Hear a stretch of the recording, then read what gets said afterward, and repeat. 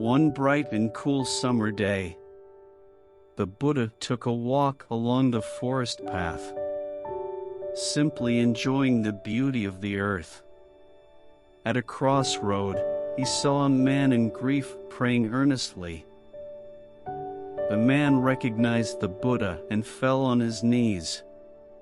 He cried, "Lord Buddha, life is indeed bitter and painful. I was once a man with great wealth, living a life of ease and happiness. By trickery and deceit, those I trusted and loved took everything from me.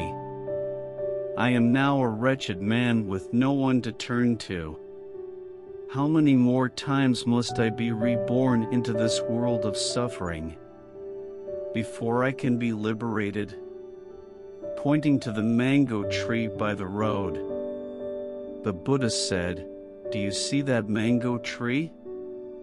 You must be reborn as many times as the number of mangoes on that tree before you know the bliss of liberation from the suffering of this fleeting world."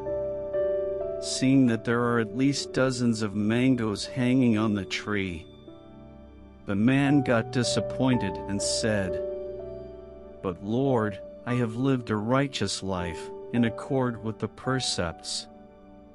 Why I am condemned to suffer so much longer?" The Buddha said, "That is the way it must be." And he continued his walk. He came across another man praying by the road, and this man too fell on his knees and cried. He said, "Lord Buddha, life is indeed bitter and painful. I have lost all those I loved to the King of Death. I am now forlorn and lonely. Life is full of anguish.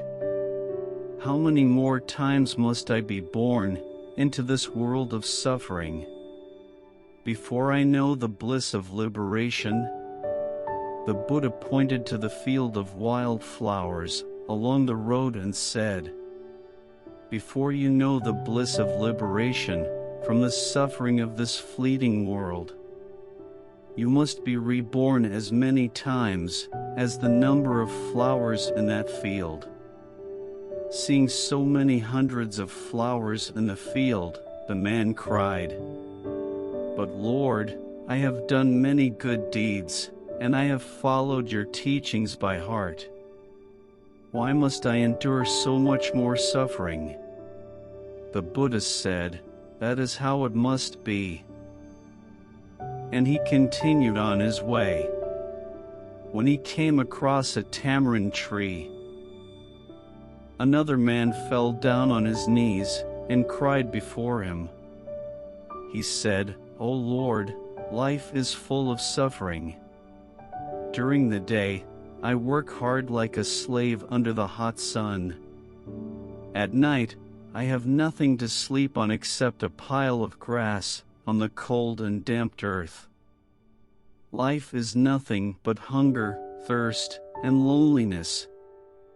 Please tell me, how many more times must I be reborn into this world of suffering before I know the bliss of liberation?"